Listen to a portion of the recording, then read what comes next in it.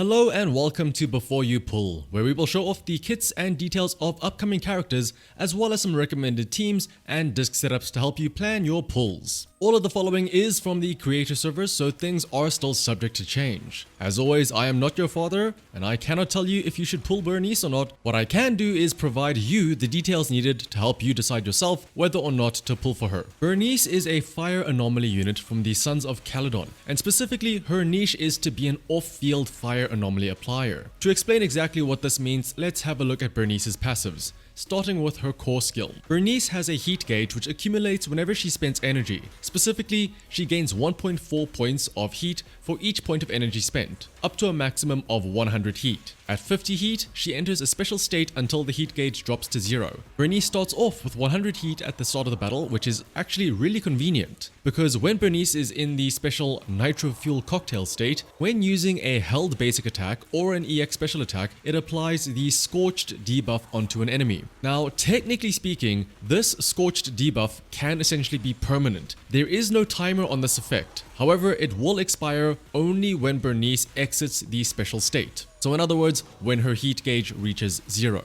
Now, as for what exactly the scorched effect does, well, this is why Burnice is considered an off-field character. When other units in the squad attack a scorched enemy, it consumes 8 points of heat from Burnice and deals fire damage as well as building up the fire anomaly. There is a slight cooldown on this of 1.5 seconds, so no, you cannot have Piper's spin attack rack up hits like crazy. The damage from the afterburn is also considered assist damage, which will be important later on when we go over Burnice's signature engine. One thing to note though is that some of you may be aware of a technique where you can sort of cancel anomaly triggers by switching characters out before the end of the attack. The most notable example is Piper, where you spin and then you only trigger the assault anomaly once she actually slams into the ground at the end of the spin animation. But for this afterburn effect, you can trigger burns even while Burnice is off field. At ranks A, C, and E for her core skill, Burnice also earns some base energy regen, and at rank F, the afterburn damage does go up to a 350% of Burnice's attack, which can be further increased by 1% for every 10 anomaly proficiency up to a maximum of 30%. So essentially, you will want a minimum of 300 anomaly proficiency to make the most out of this effect. Now, to help out Burnice's anomaly application is her team passive, Fire Kindling. When Burnice is on a team with another member from the Sons of Caledon or any anomaly unit, her team passive essentially gives the fire anomaly buildup of most of her attacks, so that's her held basic, her EX special, and the afterburn effect, an increase of 65% to the buildup rate. Additionally, when a burn is triggered, it lasts an extra 3 seconds, which can contribute a decent amount of damage too in a disorder comp, but we'll get a bit more into team compositions later on. For now, let's move on to the rest of the skills. Starting off with her basic attacks, the direct flame blend is your standard 5-hit attack string, but when Burnice is in her nitro fuel state, holding down the attack button causes Burnice to do a spin move, which consumes 20 points of her heat gauge, and this attack can apply the scorched effect on the enemy. Next up is her EX special. Pressing the button once causes her to shoot out flames from one of her flamethrowers, and you are invulnerable during this initial blast. However, you can hold down the button to continue spewing flames and draining energy, which again is how you can refill your heat gauge. You are not invincible while holding down the attack, but you do have anti-interrupt and a 40% damage reduction, although you can input directions while using the hold down version of the attack to do a sidestep which does have iframes. Now, if you double tap the EX special button, you can instead shoot with both flamethrowers. Doing this will shoot your flames out faster, draining your energy gauge faster, and so of course builds up heat faster too. However, you will not be able to do those directional dodges like in the single flamethrower version. You can of course build up the heat gauge while still in the special state, which is very important. So you should always try to stop yourself from reaching 0 heat gauge, as that would 1. Remove the scorched effect on the enemy, and 2. You'd have to work your way all the way back up to 50 whole points of heat to be able to reapply that scorched effect. Ideally, you want a permanent scorched effect on the enemy, never running out of your heat gauge. I just want to take a moment here to say that, man, I really wish this is how Anton should have worked. Having a character with an enhanced mode where doing damage drains the bar, but then still having a way to refill that bar while still being in said mode, it becomes so much more fun. Like a little resource management skill, as opposed to having a 1 minute of hitting like a soggy noodle for only 30 seconds of hitting like a slightly less soggy noodle. But anyway, that's enough dunking on Anton. Let's go over to Burnice's assists. They are pretty standard. It's a defensive assist, so aka like a parry. The one thing that is neat is that immediately after parrying, speaking, she can go straight into the upgraded version of her EX special, so the double flamethrower version. For the chain and the ultimate attack, they are pretty standard. The only thing of note again is, aside from a really cool animation, when using the ultimate, Burnice does get 50 points of her gauge back immediately. Now moving on to her signature engine, the Flamemaker Shaker. Aside from providing a 30% attack bonus at max level, it provides a flat energy regen buff while the wearer is off field, again emphasizing Burnice wanting to be off field, and also helping her handle her heat gauge since she'll be able to come in more often to convert that energy into heat. Otherwise though, when hitting an enemy with an EX special attack or an assist attack, which again for Burnice includes the afterburn damage while off field, the equipper's damage increases by 3.5%, stacking up to 10 times for a 35% damage increase that lasts 6 seconds. The stack rate is doubled when off field, but since repeated triggers reset the duration, you should ideally only have to get this stacked up once and then keep it up for the whole fight. Furthermore, when equal to or above 5 stacks, the equipper also receives a 50-point anomaly proficiency increase, which further increases the damage done specifically for anomaly effects. Once again though, to no one's surprise, the engine is tailor-made for Burnice, but as always, it is by no means necessary for Burnice to function as a unit. There are of course alternatives. If you buy the Battle Pass, Electro Lip Gloss can be an option, providing a 10% attack increase and a 15% damage increase as long as the enemy has an anomaly applied. Or another engine that you can go for and also freely farm up to rank 5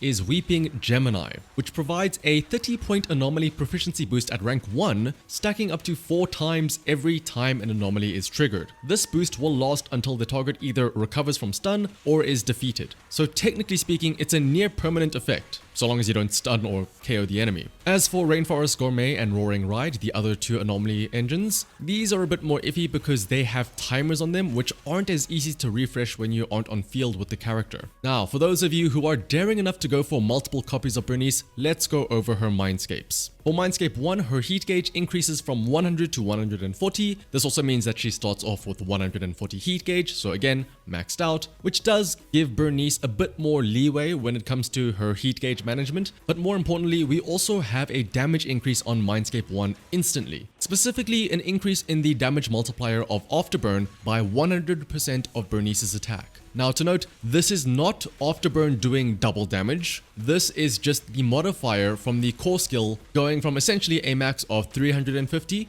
to a max of 450. Also, the anomaly build-up rate from said Afterburn is also going to be increased by 25%. Some great quality of life and some damage boosting effects on M1 right away. As for Mindscape 2, this introduces an effect called Thermal Penetration, which is applied whenever Afterburn is triggered. It can stack up to 5 times and lasts 6 seconds, and for each stack of Thermal Penetration, when allied units attack an enemy, they have an additional 20% penetration ratio on that attack. Mindscape 4 increases the crit rate of her EX special and assist attack by 30% and increases the duration of her double shot EX special by 1 second.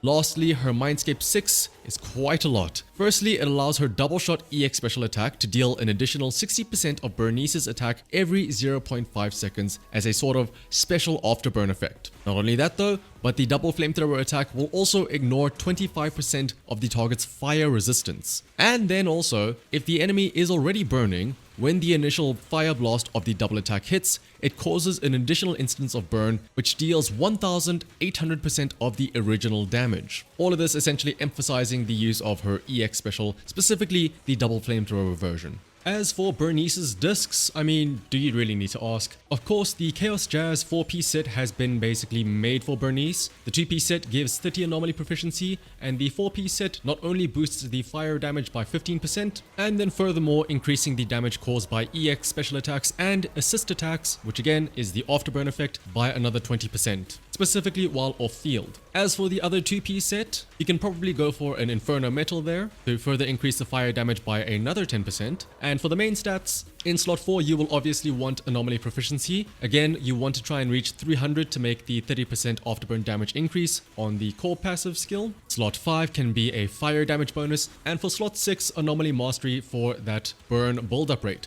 although I will say another option could be an energy regen disc for slot 6. Burnice can scale pretty well with that, considering one, her engine does give her energy regen, as well as leveling up her core skill also gives energy regen. So in theory, you can forego the extra anomaly mastery to just have her switch in and use her EX skill more often because of your energy regen, and this might also make it a bit easier to balance her heat gauge out as well. Now, moving on to team compositions. I think the one that everyone can think of is none other than Jane, Seth, and Burnice. Jane is notably a very on-field heavy anomaly unit, so slotting in Burnice is very easy to do. In this setup, you get everyone's team passives too. Jane and Burnice both get the anomaly build-up increase, and Seth's skills start applying the anomaly resistance debuffs. But of course, not everyone does have access to Jane, so another option is the canonical Sons of Caledon team, featuring Burnice, Piper, and one of either Caesar or Lucy. Both can work as they both provide attack buffs to the team, although Caesar can also provide some extra quality of life in the form of her shield and also function as a pseudo stunner. One other team which you can technically consider is a mono fire team, but I would not recommend this. Let's say for example Burnice, Lucy, and Soldier 11. The reason I say this is that one of the parts of Burnice's team passive is the extra 3-second burn duration. This is actually very important for disorder teams specifically. This is because when you overwrite an anomaly with a different one in order to trigger a disorder, any of the remaining damage that you would have gotten from the overwritten anomaly